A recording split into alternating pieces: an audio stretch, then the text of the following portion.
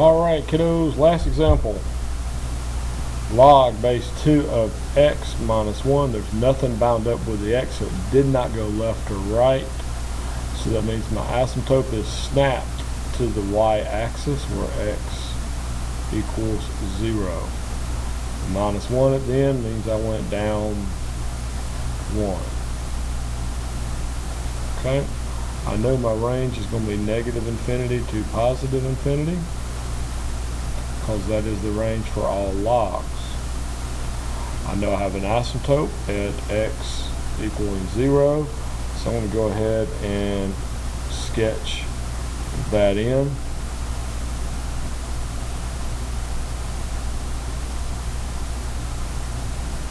Okay. Now let's get some points.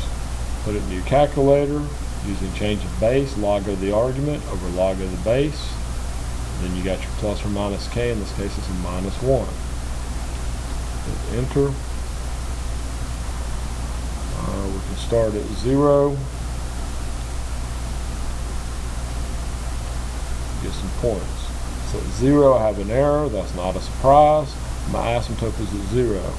I've got 1, negative 1. So go over 1, go down 1.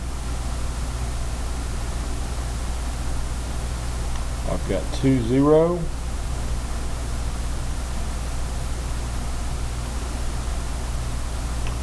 Four, 1. And we may get one more good point before we're done. 8, 2.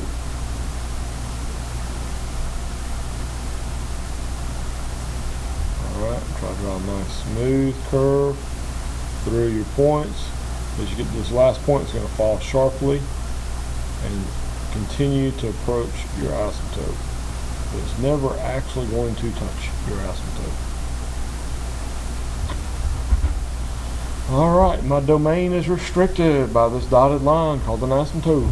It's at 0, so my domain starts at 0 and it continues on to positive infinity. X-intercepts at 2, 0. Y-intercept. Never ever going to have one. None. Why not? Well, the y-axis is my asymptote, so I can't never touch it. Increasing or decreasing. As I read it from left to right, it's going uphill, so it's an increasing function. And again, I'm going to increase across my domain.